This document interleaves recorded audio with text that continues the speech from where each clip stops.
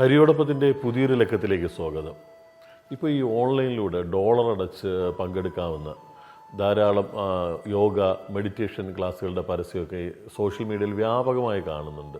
പ്രശസ്തരായ പല ആത്മീയ ആചാര്യന്മാരും ഇത്തരം കോഴ്സുകൾ നടത്തുന്നുമുണ്ട്. ശരിക്കും ഈ ഓൺലൈൻ യോഗ മെഡിറ്റേഷൻ ക്ലാസ്സുകൾ വഴി ആത്മീയ സാക്ഷാത്കാരം നേടാനുള്ള വാഗ്ദാനമൊക്കെ ശരിക്കും ഒരു തട്ടിപ്പല്ലേ? എന്ത് തോന്നുന്നു? യോഗ ഭാരതത്തിൻ്റെ വളരെ പൗരാണികമായിട്ടുള്ള ഒരു ശാസ്ത്രം തന്നെയാണ്. യോഗയ്ക്ക് ഇന്നുള്ള പ്രചാരവും വളരെ അധികമാണ്. കാരണം ഇന്ന് എനിക്ക് തോന്നണേ ഭാരതീയ ശാസ്ത്രങ്ങളിൽ ലോകത്തെല്ലായിടത്തും എല്ലാ രാജ്യങ്ങളിലുള്ള ഏറ്റവും കൂടുതൽ ഫോളോ ചെയ്യുന്ന ഒരു ഭാരതീയ ശാസ്ത്രമുണ്ടെങ്കിൽ അതെനിക്ക് പക്ഷേ യോഗയായിരിക്കാം.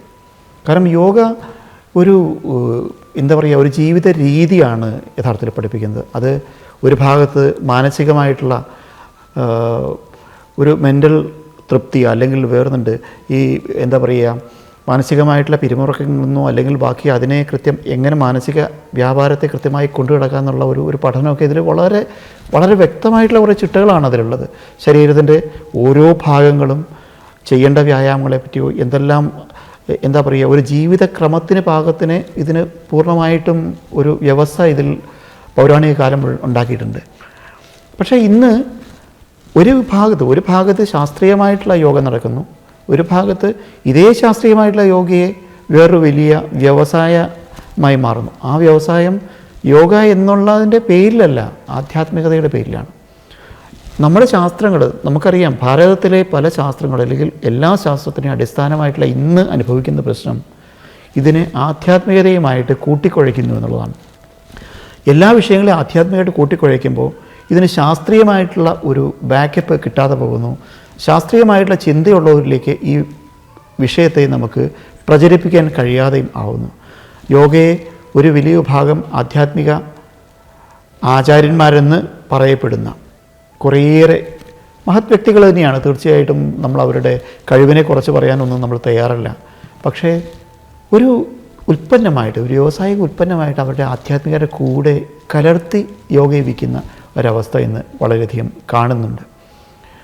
എല്ലാവരും ഒരുപക്ഷെ ആധ്യാത്മികതയിൽ അല്ലെങ്കിൽ ആധ്യാത്മിക ആചാര്യന്മാരുടെ സംബന്ധിച്ചോളം അവരുടെ അണികൾക്ക് അല്ലെങ്കിൽ അവരുടെ ഭക്തർക്ക് ഏറ്റവും കൂടുതൽ അനുഭവിക്കുന്ന പ്രശ്നം മാനസിക ബുദ്ധിമുട്ടുകളാണ്. മാനസിക ബുദ്ധിമുട്ടുകൾ മാറാൻ ഒരേ ഒരു മാർഗം ശാസ്ത്രത്തിൽ പറയുന്നത് പ്രധാനമായും യോഗയാണ്. കാരണം മനസ്സിനെ എങ്ങനെ ഏകാഗ്രമാക്കാം, മനസ്സിനെ എങ്ങനെ ഈ പറഞ്ഞ പോലെ മറ്റ് ചിന്തകളിൽ നിന്ന് മാറ്റി നിർത്താമെന്ന് കൃത്യമായിട്ട് യോഗയിൽ പറയുന്നുണ്ട്. അതിൻ്റെ ഒരു ഭാഗമെടുത്ത് ഒരു രീതിയിൽ വിൽക്കുമ്പോൾ അവിടെ ലഭിക്കുന്ന നേട്ടം യോഗയിൽ നിന്നല്ല, അതൊരു ബൈ പ്രോഡക്റ്റായി വിറ്റ് അതിൻ്റെയോടൊപ്പം വേറെ വലിയൊരു വരുമാനം, അതിൽ നിന്ന് കിട്ടുന്ന ഗുണം കൊണ്ട് വേറൊരു വലിയ വരുമാനം ഉണ്ടാക്കാൻ ശ്രമിക്കുന്ന എത്രയെത്ര ആളുകളെന്ന് ഭാരതത്തിലുണ്ടെന്ന് ചോദിച്ചാൽ പറയാൻ പോലും കഴിയില്ല. അവരൊക്കെ ചെയ്യുന്ന ബിസിനസ് എത്ര രൂപയുടെ ആണെന്ന് നമുക്ക് പറയാനറിയില്ല.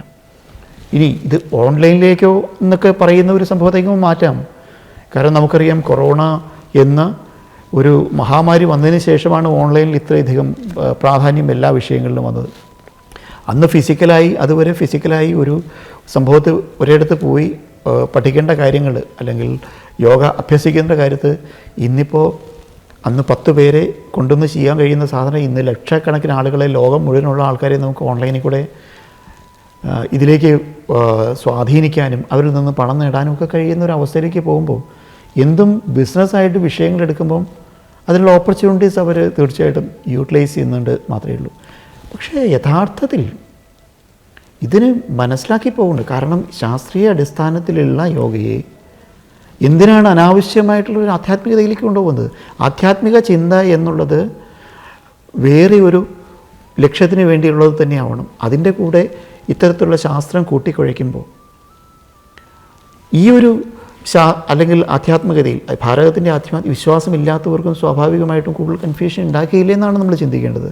നമുക്ക് ശാസ്ത്രങ്ങളെ ശാസ്ത്രങ്ങളായിട്ട് കൊണ്ടു നടക്കുകയും ആധ്യാത്മിക ചിന്തകളെ വിശ്വാസങ്ങൾ മാത്രമായിട്ട് കൊണ്ടു നടക്കുകയും ചെയ്യണം. അങ്ങനെയാണ് എങ്കിൽ അത് ഭാരതത്തിൻ്റെ വളർച്ചയ്ക്ക് അല്ലെങ്കിൽ ഭാരതത്തിൻ്റെ ചിന്തയുടെ വളർച്ചയ്ക്ക് വളരെയും ഗുണം ചെയ്യുന്നതാണ് എൻ്റെ വിശ്വാസം. ഇന്നിപ്പോൾ ഏറ്റവും വലിയ ലാഭം ഉണ്ടാക്കാനുള്ള വലിയൊരു കച്ചവട ചരക്കായി ആത്മീയത മാറിയിട്ടുണ്ടെന്ന് തോന്നുന്നു. ഈ വിഷയത്തെക്കുറിച്ച് നിങ്ങളുടെ അഭിപ്രായങ്ങൾ ഉറപ്പായും കമൻറ്റ് ചെയ്യുക. ഈ വീഡിയോ മറ്റുള്ളവരിലേക്കും ഷെയർ ചെയ്യുക.